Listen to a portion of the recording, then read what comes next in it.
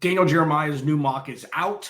What does it mean for the Cardinals if Marvin Harrison Jr. is not there at number 4 overall? Let's discuss. You are Locked On Cardinals, your daily Arizona Cardinals podcast. Part of the Locked On Podcast Network, your team every day.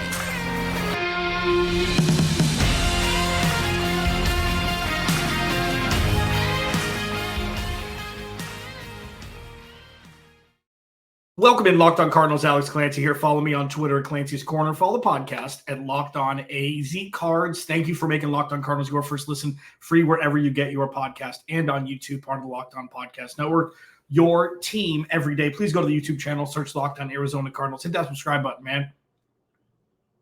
Please. I know you're starting to fall in love with this big dumb face of mine and what I have to say. I know it. If you want to leave a review wherever you get your podcast, it's appreciated. I'm just happy that you are here. This episode of Locked On Cardinals is brought to you by our friends at FanDuel. Make every moment more, man. Right now, new customers get $150 in bonus bets with any winning $5 bet. That's $150 if your bet wins. Visit FanDuel.com/locked-on to get started. Okay, so this is going to be a fun podcast again. The beauty of the powerhouse that is the NFL is it's a 24/7 news cycle. There's always something to discuss. The draft is 2 months away. The combine's not even here yet. The combine's next week. Free agency hasn't started, and we are in full-blown mock draft season. There's like an arc of things that we get to look forward to right after the season's over. And it's who's getting fired, what new coaches are coming in, what big name free agents are going to be on the move, who's going to get franchise tag, which is where we are right now. But starting with mock draft season, usually, listen, pro football, there are entities that do mock drafts all year. But the beginning of mock draft season is right around here. And then you go through that, you go to the combine, and then it's really draft heavy. And then you go into free agency, and that's glorious. And then you have the draft in April, which is another little chef's kiss. And then it's okay, so now you do record projections, way too early record projections. And then you do what other free agents haven't been signed. Oh, that's a surprise. Who can be traded? Things like that. And then it's list season, which is the middle, of the quote unquote dead zone. And then you got minicamp, rookie minicamp. So they've really built this to where it's a well-oiled machine, 365 days a year, 366 days in 2024, leap year, baby. So right now, Daniel Jeremiah, probably, he's one of the best in the game with mock drafts, etc. And he left us, a little, present under the February Christmas tree with his mock draft that dropped yesterday after I posted yesterday's podcast, but we can talk about it today. So he has Marvin Harrison Jr. going number 3 to the Patriots. Malik Neighbors, wide receiver, LSU, going to the Cardinals at 4. And at 27, he has the Cardinals taking Darius Robinson, who is a stud, standout at the Senior Bowl. Whenever I do mock drafts, I always look around, the players around the Cardinals picks that were taken as well. Not necessarily up top, because that's kind of, if Marvin Harrison Jr. is there, cool. If not, you've got a conundrum like I discussed yesterday. But down at 27, he's got an edge rusher from Missouri going to the Cardinals 27. It's definitely a need. But the interesting part about this is, while having, Adonai Mitchell going at 26 to the Bucs, which is higher than I had seen before, Tyler Guyton, tackle from Oklahoma, going at 24, which is a lot lower than what we've seen. We've seen him go in the teens. The interesting part is there are 2 interior offensive linemen going at 29, Zach Frazier from West Virginia, and Graham Barton from Duke going at 31 to the 49ers. So, listen, if Marvin Harrison Jr. is not there at 4, the Cardinals have a couple options. I'll discuss the one that I think should happen in the next segment. But when you're looking at no Marvin Harrison Jr. at 3, or no Marvin Harrison Jr. at 4, that is the first big decision that Monty Osborne needs to make. And listen, we can talk about mock drafts all day long. But there's something that I would like to remind people, and I think people thought this way. I mean, I did. Marvin Harrison Jr. was an exception to the Cardinals draft plan. Marvin Harrison Jr. was an exception. It's like, oh, you know what? If Marvin Harrison Jr. is there, you take him. Otherwise, you're trading back. Or you're drafting Joe Alt. And that was before Jane Daniels shot up the charts. That was before J.J. McCarthy is starting to get buzzed. And yes, I saw in some comments from, I think it was yesterday's show, like J.J. McCarthy could definitely go in the top 5. There are rumblings. When rumblings start this early, gaining traction this early is wild. He just won the national championship. This isn't like, an Alabama quarterback. He was a good quarterback. He was able to huck it. And before Jaden Daniels shot up the charts, before J.J. McCarthy is now, come in late and started to really make some noise and some rumbling that he may go in the top 10, it was Marvin Harrison Jr. or trade back. Marvin Harrison Jr. or Joe Alt. And the only reason Marvin Harrison Jr. was there was because the Cardinals had a chance to get him.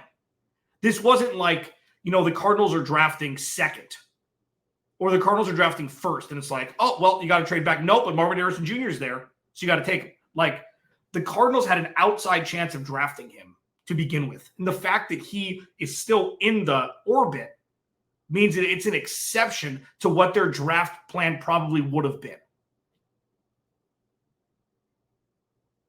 So now, with him potentially going 3, the Cardinals obviously need to have a contingency plan. They do already, I'm sure.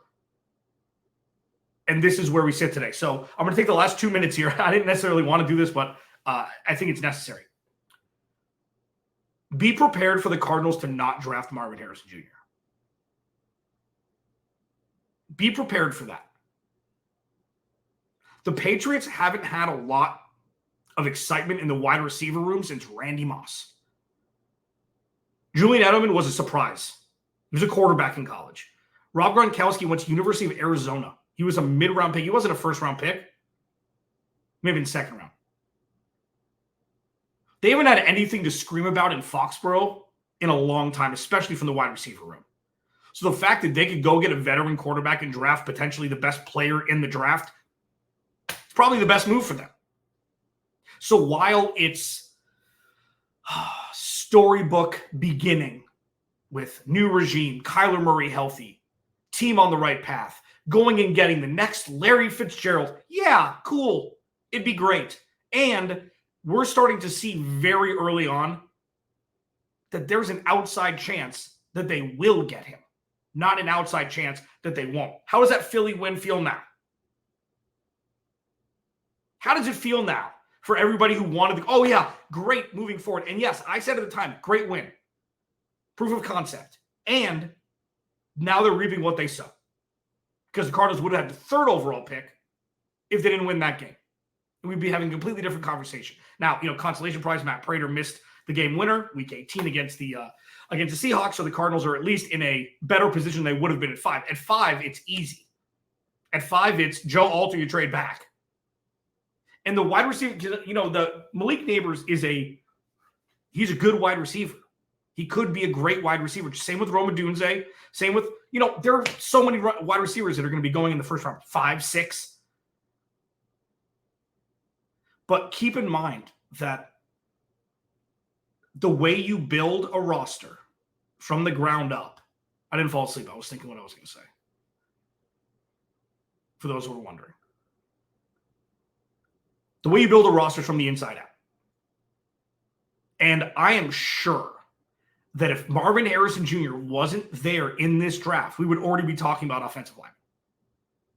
Pass rush, trade back. There are so many quarterback-hungry teams. The Cardinals will be able to leverage against with the amount of quarterbacks that are coming out that are now up at the top. Patriots, they tried Mac Jones, didn't work. Bailey Zappi. They'd much rather have stability from the quarterback position right away than draft the quarterback and hope it works. Marvin Harrison Jr. is much more of a home run chance than Jane Daniels is, or Drake May is at this point. So while it's sobering. Be prepared for the Cardinals not to draft Marvin Harrison Jr. It'll sting a lot less if that's in fact what happens. Alex Clancy, Locked On Cardinals, talking about quarterback stability.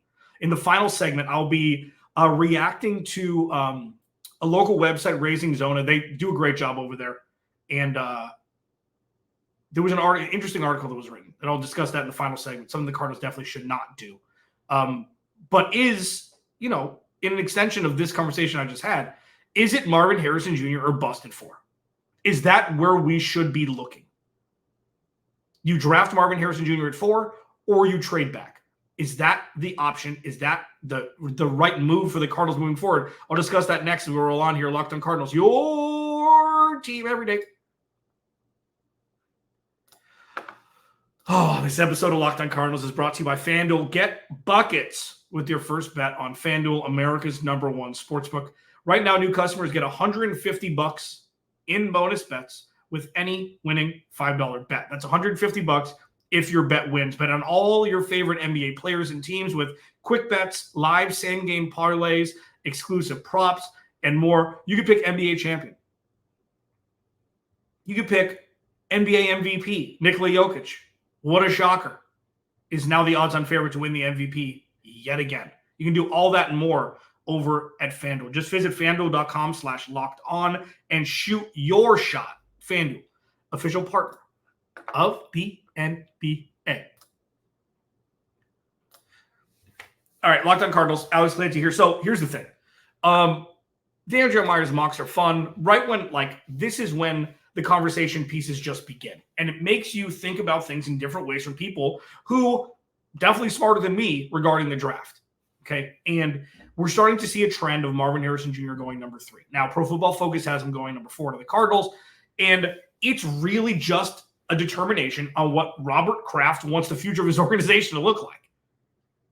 Washington's taking a quarterback. Chicago is either taking a quarterback or trading back to a team who will be taking a quarterback. So when you look at Daniel Jeremiah having the Cardinals take Malik Neighbors at 4, it makes me go back and think how adamant I was against the Cardinals taking Marvin Harrison Jr. at 4. So if it's any other wide receiver at 4, I'm apoplectic because there's so many other needs. Lest we forget, they had a non-existent pass rush, 0 corners who could play at an NFL level. The interior of the offensive line, namely the left side of the offensive line, was god-awful last year.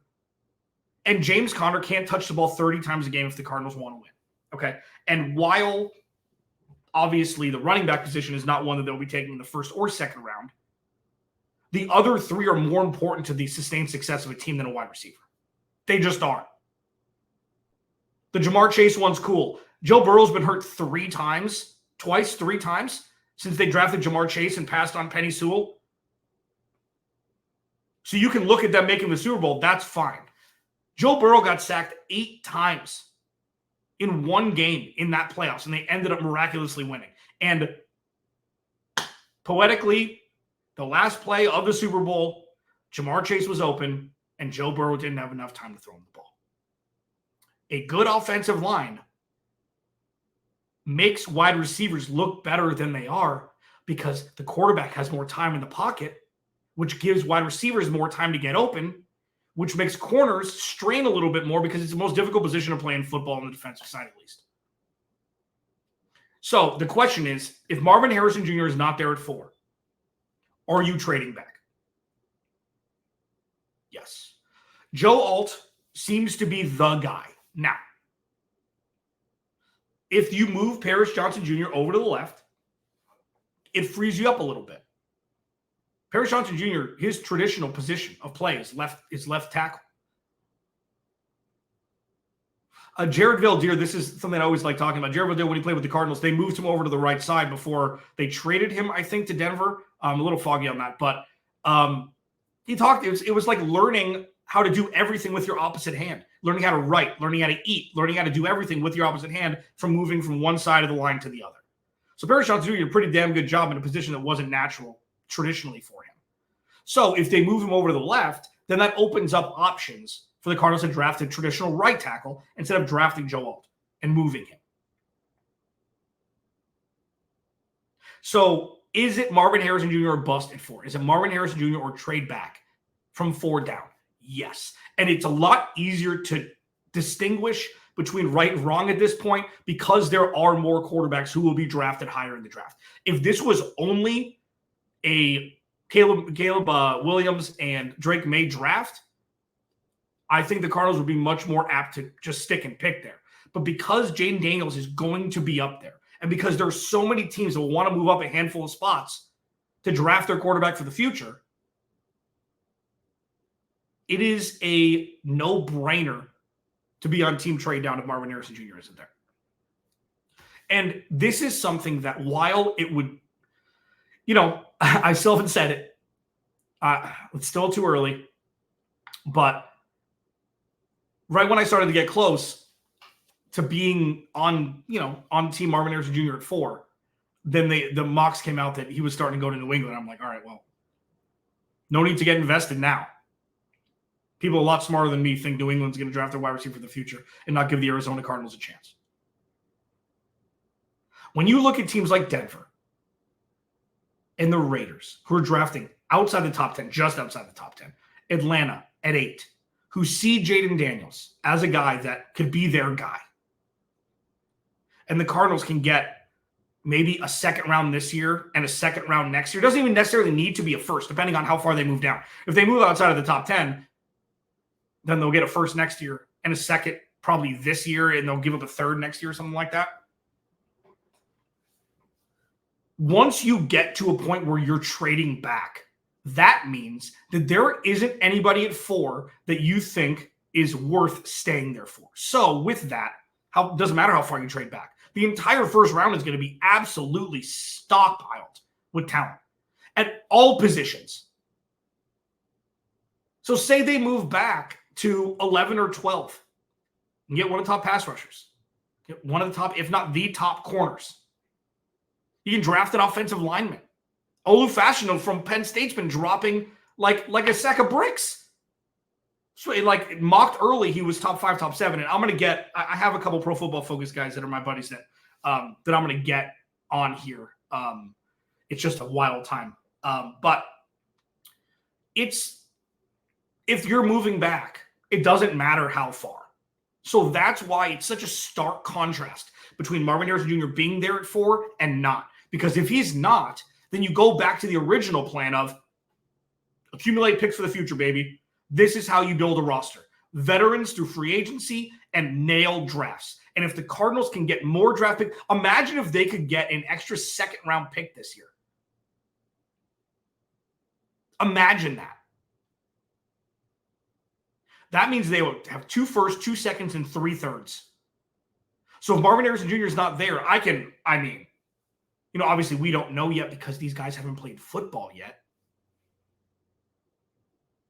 But, it's hard to believe that Malik Neighbors would be worth not getting an extra second-round pick in this draft. On top of the first, where they move down 7 or 8 spots. The beauty of the Cardinals in 2024 is they have needs everywhere. So it's not like they're just, hunting for 1 or 2 positions. And if they don't get those, then it's a lost draft. They need everything. They need absolutely everything except one position, quarterback. One thing the Arizona Cardinals absolutely should not do in the 2024 NFL Draft. I'll discuss that next as we roll on here. Follow me on Twitter, Clancy's Corner. I'm still locked out. So, I don't know when that's going to happen. I'm starting to get a little aggravated. Hopefully in the next couple of days I'll be back. But while you're at it, please, search Locked On Arizona Cardinals on YouTube. Hit that subscribe button, baby. This is going to be Locked On Cardinals' biggest year yet, and I'm really happy that you're here with me. I will be right back to talk about one thing the Arizona Cardinals absolutely should not do in this year's draft next. Locked On Cardinals, your team every day. Alex Clancy here. Please go to the YouTube channel, search Locked On Arizona Cardinals. Hit that subscribe button.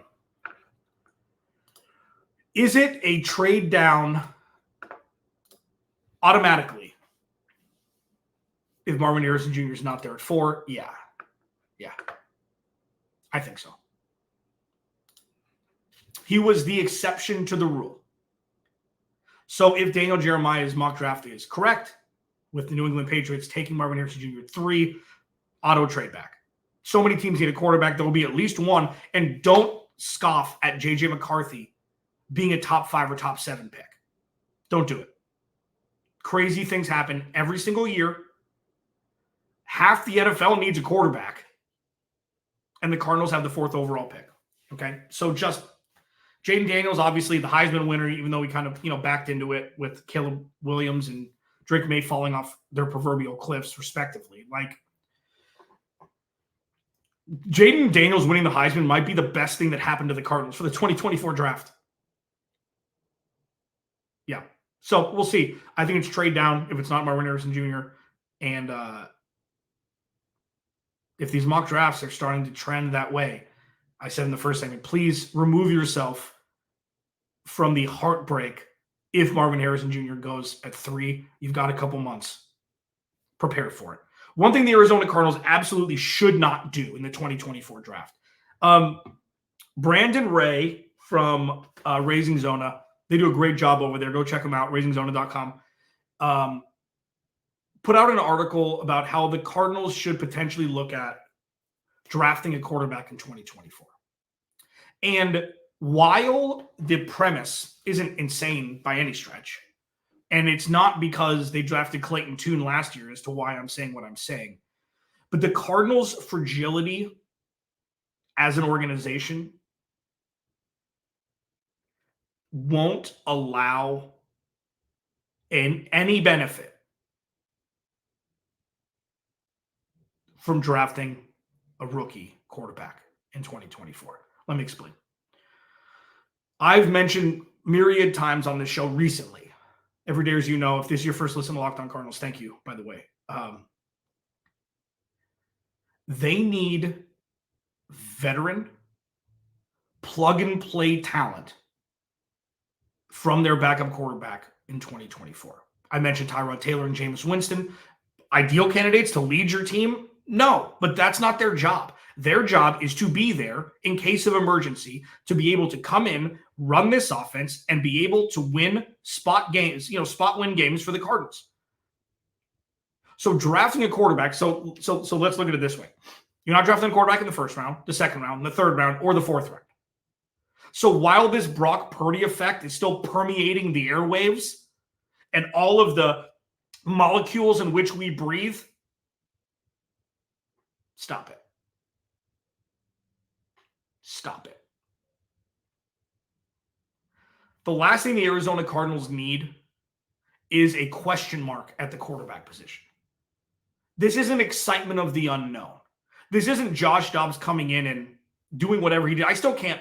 You can't make rational sentences based upon what we witnessed with Joshua Dobbs. It was a wild high and low spectrum of excitement and what the hell and oh, that's terrible and everything in between. They need strong, stable backup quarterback play that will be effective. At least 70% of what Kyler Murray can produce.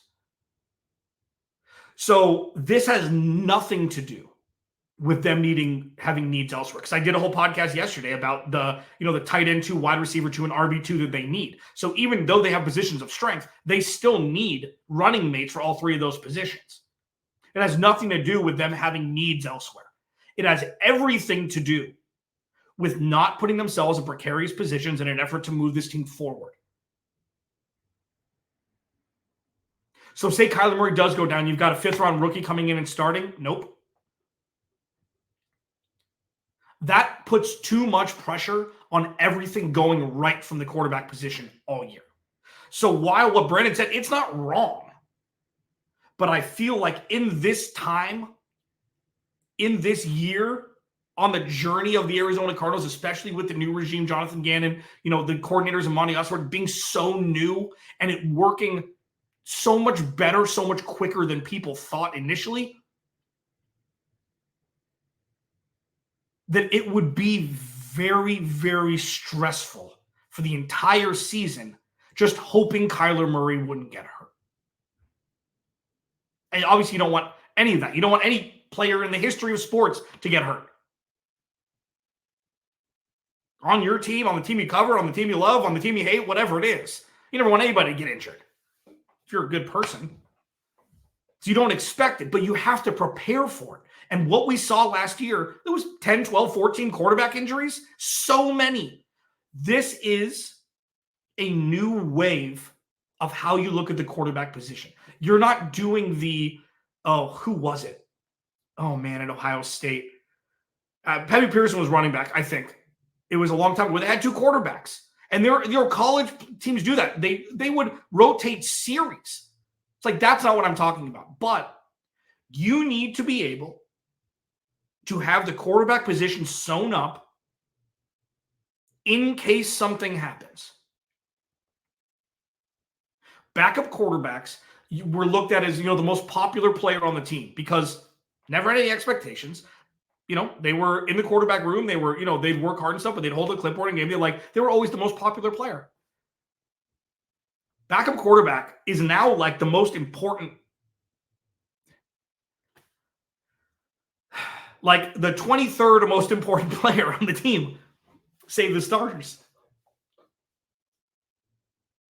Because if your starting quarterback goes down and you have a first-year player who has never seen any reps come in, chances are that player will fail initially. It's not a negative, thing. It's just, it's new. It's the NFL. It's really hard to play in the NFL. And you're like, I don't know if you know this, more times than not. Okay, obviously it's not completely, it's yin yang. More times than not, later in the draft, the players aren't as talented. Just more times than not. So it's not like you're drafting a quarterback in the first round, like, oh, perfect. Just in case Kyler Murray gets hurt, you've got your guy. No. That's why serviceable backup quarterbacks can play in the league for 15 years. Tyrod Taylor's going to play in the league for another 5-7 years, at least. He's a good teammate. He's efficient when he plays. He doesn't, that's why, Tyrod Taylor is probably the better option than Jameis, because Jameis is fantastical on both sides. Drafting a quarterback this year, while I understand the idea, I think is way too risky in the sense that the Cardinals need to have fail-safes at every position. And you'd much rather have a quarterback who's played in the league for a decade, who can run the same offense that Kyler Murray does pretty much. You need 65, 70% of what Kyler Murray does. Even 50%. If a rookie comes in, you're looking at 20%. Going into 2024, the Arizona Cardinals cannot plant booby traps on themselves, and drafting a quarterback would be one of those. Alex Clancy, Locked On Cardinals. Without you, there is no me. Remember that. I'll talk to you tomorrow.